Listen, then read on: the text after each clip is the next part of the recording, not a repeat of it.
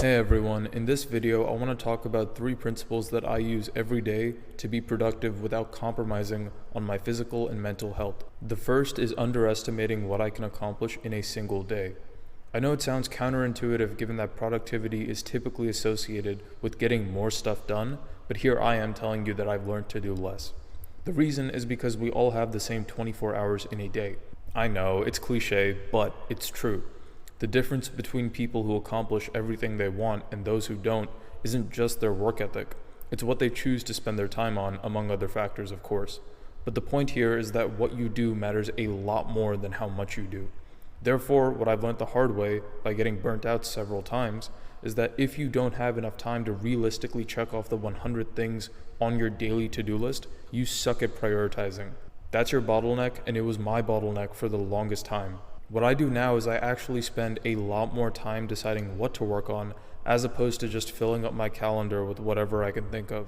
In other words, using the 80-20 rule. And after blocking out time for my fixed commitments and non-negotiables like sleep, exercise, and family time, then I look at how much time I actually have left to work on tasks. Let's say I've got 40 hours for the week. I'll schedule tasks that take up 30 of those 40 hours, which is 75%. The remaining 25% of my time I just leave unscheduled to act as a buffer. Why? Because life happens and because things tend to take longer than expected. So by planning realistically and underestimating what I can get done in a day, it forces me to prioritize. It also lowers my stress levels because I'm not constantly feeling behind on an unrealistic schedule. Overall, both of these byproducts make me more productive. And if I do have extra time left in the day, I'll just use it to get ahead on the next day's tasks or do whatever I want. It's a lot easier to pull things in from tomorrow than it is to push things out from today. My second principle of healthy productivity is movement. So I work in intervals to pace myself and be more efficient while I'm actually working. More specifically, I track the time I spend doing focused work using an Excel sheet. And when I'm ready to take a break, I'll take a break for 1/4 of the time that I spent working. So if I work efficiently without any distractions for 20 minutes, I'll take a 5-minute break. If I do the same thing for 60 minutes, I'll take a 15-minute break. And during my breaks throughout the day, I'm constantly moving. It's a personal rule. I'm not allowed to sit or stand during any of my breaks, and I also try not to look at any screens to give my eyes a rest. The benefits of using a system like this are actually insane. Here are just a few. 1. Better posture, from not sitting for too long. 2. Healthier joints, because you're actually using them. 3. Lower body fat, because low-intensity cardio burns fat without increasing your recovery time like high-intensity cardio would. Walking burns fat without giving you cramps. 4. Improved mental performance, from giving your eyes and mind a break while increasing blood flow, and better yet, if you exercise during your breaks, you'll get the endorphin rush too.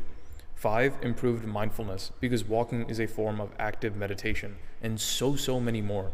Walking is a literal longevity superpower, I can say that. There have been numerous studies demonstrating the relationship between movement and improved lifespan and health span. This means that if you move enough throughout the day, every day, you'll likely have a much longer, higher quality life than those who don't. My third principle of healthy productivity is actually prioritizing efficiency. This was a really important mindset shift for me. I used to fall into the trap of working really hard just for the sake of working really hard. Even if I had nothing to do, I would make up things to work on just to feel more productive. In reality, I was just burning myself out and focusing on the wrong things. I made a similar mistake when I first started using my interval system that I just explained. I would try to work for really long periods of time, like 4 hours straight, just so that I could take really long breaks.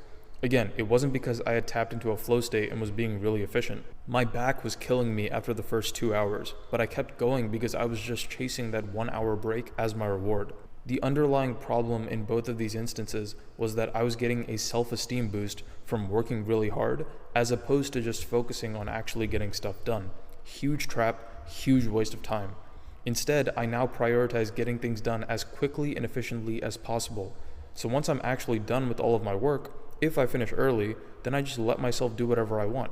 That could mean doing more work if I want to, or it could mean playing basketball for an hour guilt-free. And that's a lot more motivating for me than taking longer breaks in between work sessions where I really can't do much. I essentially had to let go of the mentality that I could earn really long breaks by sitting at my desk for as long as possible. So I hope that was valuable. If it was, I'd really appreciate you subscribing to the channel or joining our weekly newsletter where we send out the written versions of these posts before the videos are published. As always, take care of your health and it will take care of you.